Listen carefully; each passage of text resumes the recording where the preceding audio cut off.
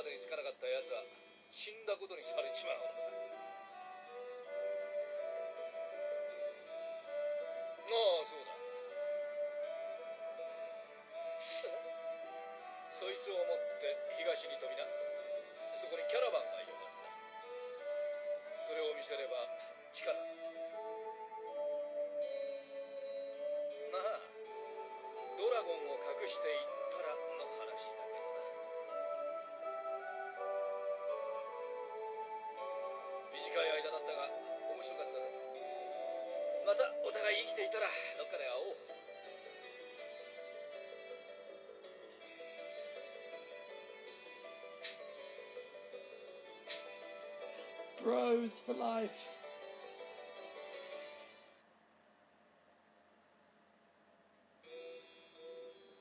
And now I'm at camp, and I can show you. Well, first we should pet him, because if you pet him enough, he gives you a nice little bonus. But wow, my, how you've grown into a beautiful thing, eh? I'll show you. So now we can select the dragon type. So Captain Picard, show us what you got. Now here you have, like I say, the 4 basic elements of your dragon: attack, defense, spiritual power, and agility.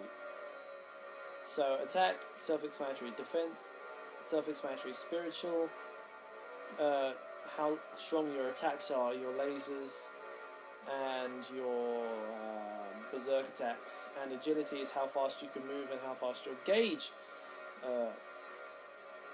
fills up. And if you fiddle around with the D-pad, you can morph your dragon into different types, basically. You see a little cursor there which you can move around. So let's say if we wanted a dragon that was maximum attack, if we were just all about, we didn't care about spiritual abilities or agility, and we just wanted a super powerful attack and defense machine to stave off physical attacks and to deal massive damage, we would have something like this. If we wanted something that was more spiritual and defensive at the same time, we could go with something more like that. If we wanted something that was spiritual and agile, we'd have something like that, which I think is really one of the cooler looking dragons. If we wanted something that was attack and agility, then that's what we would have. And that, I think that was the one that dealt the killing blow to the Gigra.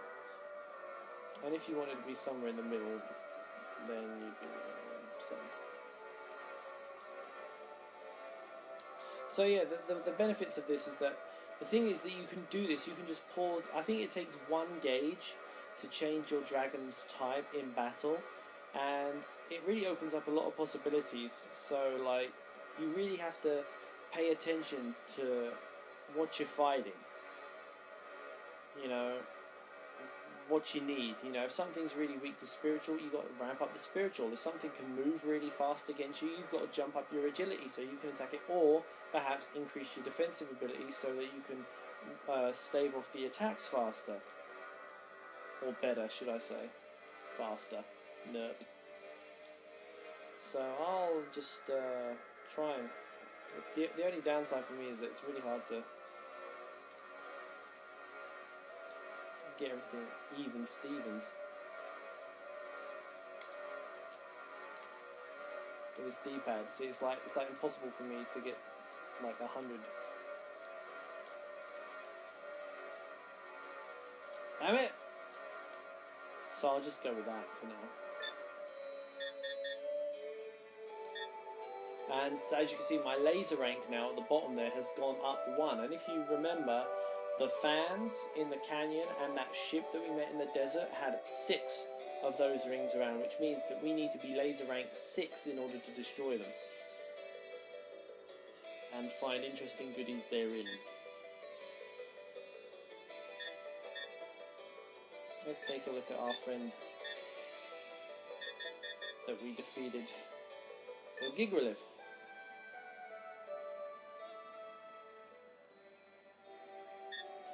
Gigraliths are intelligent creatures that can combine with their kin, the Gigra. Oh, they can combine, huh? Once combined, the Gigralith can control the physical properties of its hulking cousin. Alone and unprovoked, Gigraliths are peaceful. So basically, by following what Gash told us to do, he fucked us over, basically. And that's another great thing about the game, is that it doesn't show, like, you know, it's not like all the characters who you are on side with or that you know are correct. I mean, Gash is prone to violence, you know, that's his solution to everything. It's like, well, fuck it, let's kill it and move on, unless he already knows that it's something that you shouldn't mess with. But if he doesn't know what it is, his first instinct is shoot it. And we did that with the Gigralith, and it almost got us killed. So that's interesting.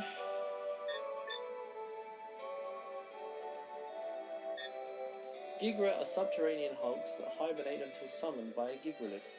When they combine, they are able to change shape in order to seek food. We didn't see the cave-in attack because I killed that sucker too fast. Hunter Gigra.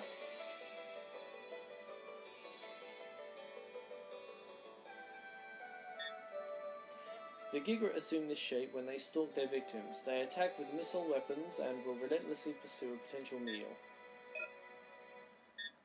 Fighter Gigra. When a Gigra feels that it has met a formidable opponent, it assumes this form. It has offensive and defensive capabilities. The Gigra retain this form throughout mating season. I see.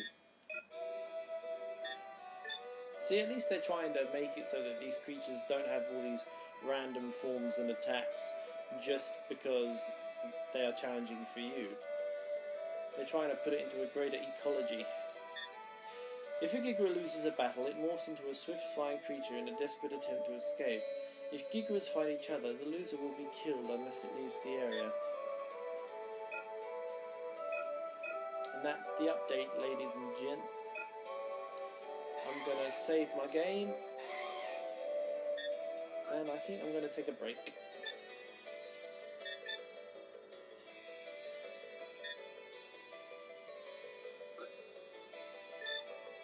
Played for about an hour, not bad. Anyway, catch you on the other side, peeps.